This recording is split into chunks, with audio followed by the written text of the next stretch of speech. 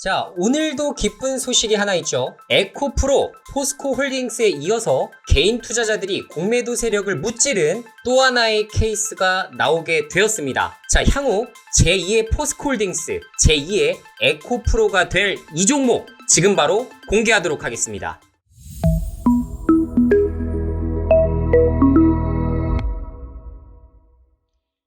네, 안녕하세요. 주경야독의 이 대표입니다. 자, 아직도 좋아요, 구독하기 안 누르신 분들은 지금 먼저 한 번씩 클릭 부탁드리도록 하겠고요. 지금부터 더 좋은 내용으로 여러분들 찾아뵙도록 할 테니 많은 기대 부탁드리도록 하겠습니다. 자, 그러면 오늘 또 굉장히 또 큰 이벤트가 하나가 발생하게 됐는데, LS와 같은 이렇게 큰 지주사가 상한가에 육박하는 시세가 오늘 나왔습니다. 네, 상한가에 안착하는 흐름까지 연출이 되기 시작하면서 장중에 12만원 주가가 넘어가게 되었죠. 자, LS 계열사들의 축제라고 불릴 만큼 관련된 종목들이 모두 강세를 보여주고 있는데요. 자, 아까 제가 말씀드린 LS, 종합적인 지주사 형태입니다. 현재 지금 LS 전선이라는 비상장 자회사를 보유하고 있는 회사이기도 한데요. 자, 지금 현재 LS 전선은 향후에도 IPO 계획 자체가 거의 없기 때문에 사실 LS로 이제 대체 투자를 하실 수밖에 없는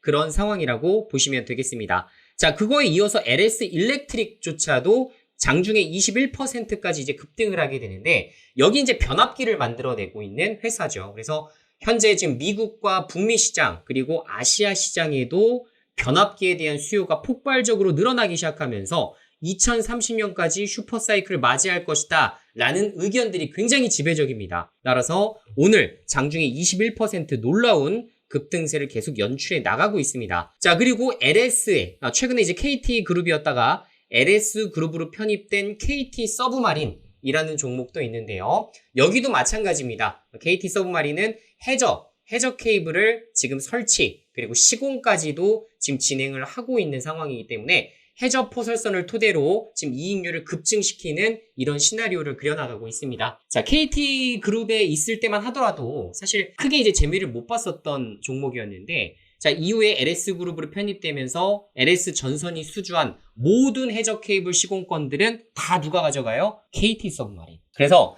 최근에 이제 2분기 실적도 굉장히 좋게 나왔죠.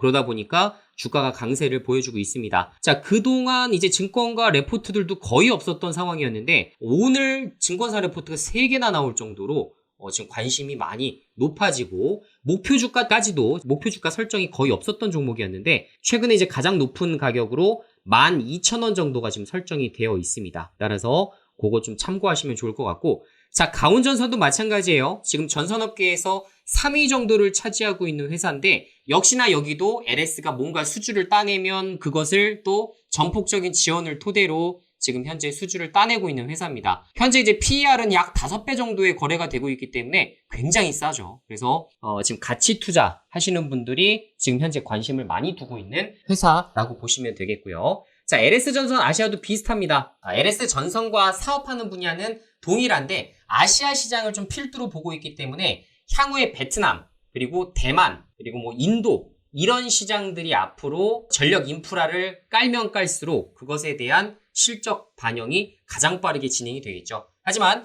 이제 그쪽, 예를 들어서 이제 베트남 쪽으로 집중한다든가 혹은 대만 쪽으로만 너무 집중해서 보게 되면 2040년까지 이제 사이클을 보셔야 되기 때문에 그런 거는 좀 참조를 좀 해주시면 좋을 것 같아요. 자, 어쨌든 오늘 LS라는 지금 지주사가 급등을 하다 보니까 전체적으로 전력 인프라에 관련 대장주격인 전체 종목들이 다 급등을 하고 있고, 이런 전력 인프라를 모두 갖춘 유일한 회사가 지금 지주회사인 LS다. 이렇게 보시면 되겠습니다. 자, 지금 LS 쪽, 전력 인프라 쪽은 상당히 좋은 지금 호재를 많이 맞이하고 있는데, 여러 가지 이슈를 제가 한 번씩 체크해 드리도록 하겠습니다. 일단 첫 번째, 자, 폭염으로 세계 전력난, 북미 지역의 67%가 에너지 부족 가능성이 있다. 자, 앞으로 아시겠지만 여러분들 전기차에 대한 수요가 어때요? 점차적으로 늘어나죠. 자, 기름으로 대체할 수 있었던 것들이 이제는 다 충전 방식으로 진행이 되어야 됩니다. 자, 그만큼 많은 전력을 필요로 할 수밖에 없어요. 그거에 따라서 또 신재생 에너지는 또 어떻습니까? 또 마찬가지죠. 그리고 현재 노후화된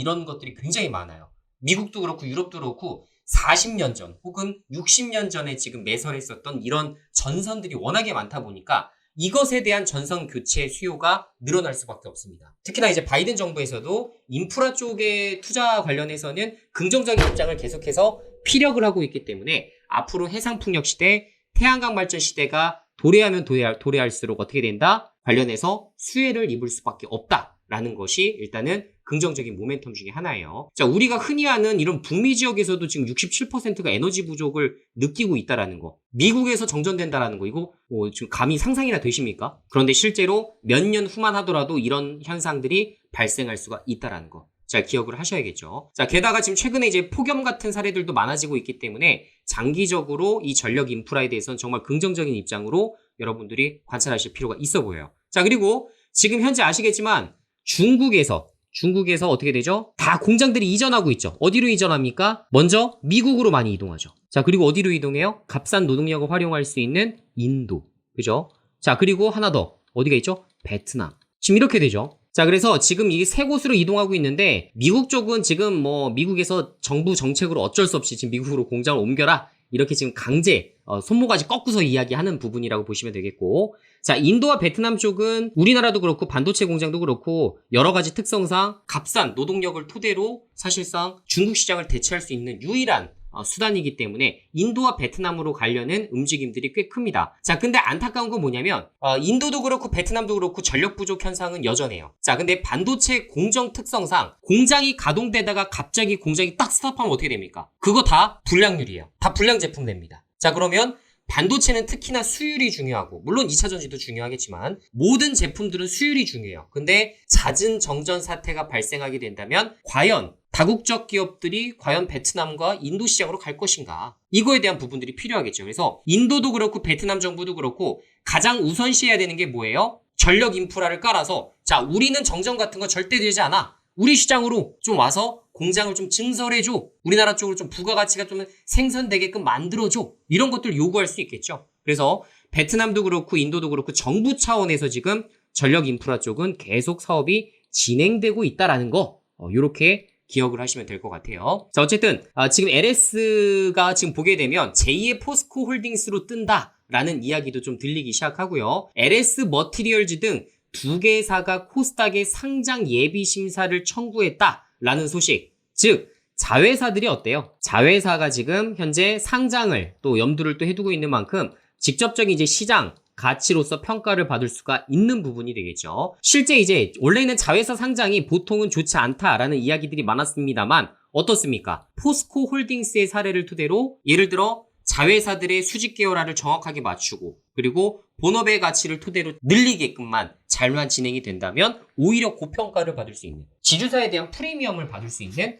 이런 상황까지도 우리가 만들어 나갈 수 있다는 걸 포스코가 보여줬죠. 그죠? 그렇기 때문에 LS도 그런 방향성이 충분히 가능하다. 이렇게 말씀드릴 수 있을 것 같고요. 특히나 이제 KT 서브마린도 최근에 이제 LS 품에 안기면서 흑자가 전환이 됐고 2분기 이제 최대 실적을 발표했기 때문에 앞으로 하반기 내년 성장도 가능한 이런 부분으로 전개가 되고 있다. 이렇게 생각하시면 될 것 같습니다. 자, 제가 지금 LS의 지금 사례를 들어드리는 이유, 바로 이 부분에서 좀 찾아볼 수가 있을 것 같은데, 자, LS가 사실상 공매도가 굉장히 심각한 종목이었어요. 지금 4월부터 7월 달까지, 3월 이전까지만 하더라도 거의 공매도가 없었습니다. 공매도가 없었어요. 그런데 4월 달부터 급증하기 시작하더니 어떻게 돼요? 7월 달까지 엄청나게 또 여기서도 공매도가 화랑을 치게 만드는 상황이었는데요. 자, 지금 보시는 대로 매매 비중 한번 보세요. 최근에 굉장히 커졌죠. 그죠? 지금 주가가 조금씩 8만원대에서 9만원대로 오가는 시장 속에서 공매도 매매 비중이 10%, 또 많게는 13%, 그리고 사실 6월달, 5월달 같은 경우는 20%에 육박하는 이런 공매도가 몰리게 되었습니다. 그러다 보니 계속 주가가 올라갈 만하면 주가가 눌리고 올라갈 만하면 주가가 눌리고 그러다 보니까 계속 박스권에서 맴돌 수밖에 없었거든요. 자, 실제로 이거 보시면 어때요? 박스권이죠? 여기를 못 벗어나는 거예요. 그죠? 지금 8만원, 9만원대를 계속 오갔습니다. 기업에 대한 가치는 분명히 좋은 것은 알겠습니다만 사실상 이렇게 지금 공매도가 활개를 보이다 보니까 주가가 움직이지 못하는 상황에 직면하게 된 것이죠. 자, 그런데 그것을 어떤 걸로 뚫은 겁니까? 어떤 호재, 그죠? 기업의 가치가 증진되는 부분으로 인해서 지금 주가가 펌핑업이 됐어요. 한 번에 개인 투자자들의 매수세까지 크게 유입되면서 어떻게 됐습니까? 장중에 상한가. 굉장히 놀라운 일이 벌어졌습니다. 자, 아까 말씀드린 대로 원래 저평가였어요. 저평가였던 종목이 본업의 가치 그리고 자회사들의 가치를 인정받아서 어떻게 됐어요? 주가가 급등했죠. 자, 급등하다 보니까 어떻게 됩니까? 그동안 공매도를 쳤었던 세력들이 어떻게 돼요? 일부는 쇼커버링 쳐야겠다. 쇼커버를 해야겠다. 왜? 이들은 지금 당한 게 있거든요. 뭐가 있어요? 포스코와 에코프로 그룹을 토대로 실제로 공매도 세력이 죽는 거를 우리가 목격을 했습니다. 공매도도 잘 알고 있어요. 야, 한국 시장 이제 만만치 않아졌다. 공매도 이제 쳐선 안 되겠다. 라는 생각이 들 수밖에 없을 겁니다. 어느 정도 리스크 관리가 들어가야 되는 시점인 것이죠. 자, 그래서 그런 부분으로 인해서 오늘 상한가가 갔는지 그 유무는 정확하게 판단을 해볼 수가 없습니다만 어쨌든 우리가 추적을 하건대 이런 것들이 가능하지 않았을까? 이런 생각은 해볼 수 있을 것 같아요. 자, 그래서 만약에 내일 추가적으로 주가가 또 급등 나온다. 그죠? 추가적으로 이렇게 또 급등 나오는 시나리오가 된다면 어떻게 됩니까? 이제는 숏 스퀴즈가 발생할 수밖에 없어요. 왜? 공매도 세력의 손실률이 마이너스 50%가 넘어가기 때문입니다. 지금 최근 자산 운용사들도 그렇고 공매도를 또 지금 지원해주는 이런 외국계 투기자본들도 그렇고 좀 어때요? 리스크 관리 철저하게 하라라는 명령이 좀 떨어졌다라고 하죠. 그래서 어느 정도 적정 구간까지 주가가 올라가게 되면 숏 스퀴즈, 숏 커버링은 계속해서 나올 수밖에 없다라는 거를 우리가 잘 기억하자 이 말씀을 드리고 싶어서 가져와 봤습니다. 자, 말씀드린 대로 최근에 이제 한국 시장에서 공매도로 굉장히 큰 재미를 보고 있었던 세력들이 지금 발등에 불이 떨어졌어요. 자, 손실이 누적될수록 공매도의 비중이 큰 종목에서 숏커버링이 유입되기 시작할 겁니다. 자, 이게 무슨 얘기예요? 예를 들어 A라는 종목이 있고 B라는 종목이 있고 C라는 종목이 있다라고 감안해 볼게요. 자, 공매도가 한 종목만 공매도합니까? 여러분들? 그렇지 않죠. 하나의 예를 들어서 공매도 세력이 있다라고 했을 때 한 종목만 몰빵하는 게 아니고요. 보통은 이렇게 분산으로 공매도를 진행하는 경우가 많습니다. 자, 그러면 생각을 해보세요. A라는 종목에서 갑자기 주가가 급등해서 손실률이 마이너스 50%가 됐어요. 그죠? 그럼 어떻게 됩니까? B라는 종목에서 뭐 팔아서 숏커버링을 치든 이런 방법이 진행이 되어야겠죠. 그죠? 지금 당장 움직이지 않았었던 B라는 종목을 정리할 수 있을 겁니다. 정리해서 숏커버를 쳐서 어느 정도 만들어 놓고 다시 뭐 A라는 종목을 좀 더 투자한다든가 이런 방식이 가능하겠죠. 그래서 지금 이렇게 손실이 누적될수록 공매도가 심한 종목에서 서서히 정리하는 이런 부분들이 노출이 될 수가 있어요. 자, 그렇게 되면 그동안 주가를 못 가게 괴롭혔었던 이런 마의 저항 라인 구간에서 그것을 돌파하는 매수세가 유입될 수 있다라는 게 우리가 지금 가진 큰 장점 중에 하나가 되겠습니다. 자, 개인 투자자들의 승리라고 저는 말씀드리고 싶은데 예전에 이제 삼성전자 막 공매도 치고 막 이랬을 때 어떻게 됐어요? 동학개미 운동이 펼쳐져서 삼성전자를 9만 원까지 확 올려놨죠. 그죠? 굉장히 크게 이제 주가를 올려놨었던 이런 거 잘 기억을 하실 겁니다. 그때 이제 동학개미 운동이라는 명칭이 새로 붙게 됐는데 자, 이번에는 뉴 동학개미 운동이에요. 자, 공매도 세력에 대한 이런 포지션을 활용한 급등 시나리오 전략을 만들어 나갈 수가 있기 때문에 이때 우리가 어떻게든지 수익을 낼 수 있는 방법으로 갈 수가 있다는 겁니다. 자, 제2의 포스코, 제2의 에코프로, 제2의 LS는 어디가 될지 우리가 여기를 살펴봐야 될 것이고 그러려면 충족해야 되는 조건이 뭐가 있습니까? 공매도가 지금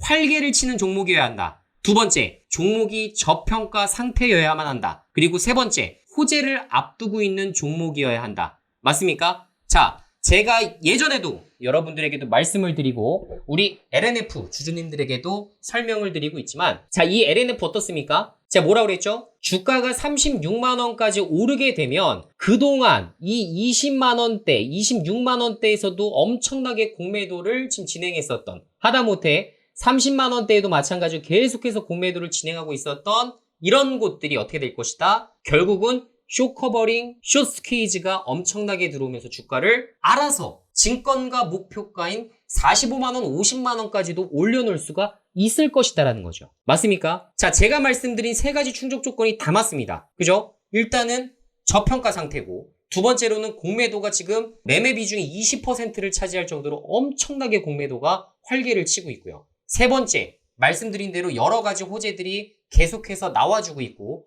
추가적으로도 호재가 계속 나오고 있습니다. 자, 오늘도 뉴스가 이런 것들이 하나 떴는데, 자, 테슬라가 인도에서 3천만 원 저가 전기차 생산을 추진한다. 앞으로 인도 시장을 뛰어들려면 뭐가 필요해요? 가격 비싼 테슬라 Y 이런 거 팔려요? 안 팔리죠? 자, 그러면 저가형 모델이 필요한 상황입니다. 자, 그래서 여기서도 전기차 생산을 추진할 뿐만 아니라 그리고 인도 내수 시장도 어느 정도 돌파를 하기 위해서 지금 진행을 하고 있다. 이렇게 생각을 하면 될 것 같아요. 자, 어쨌든 미국 대비 절반 가격에 불과한 이런 부분들을 지금 만들어 나가고 있고 이달에 인도 정부와 공장 건설을 논의하고 있다라는 부분 계속 노출이 되고 있죠. 자, 가격을 낮추기 위해서 테슬라가 지금 진행하고 있는 게 4680 배터리입니다. 맞습니까? 이것에 대한 지금 수율 정상화를 위해서 계속적으로 노력하고 있고 실제로 여기서 원가 절감 효과가 약 25% 정도 절감되었다라고 직접 일론 머스크가 이야기할 정도죠. 자, 앞으로 원자재 비용을 절감하는데 가장 필요한 게 뭡니까?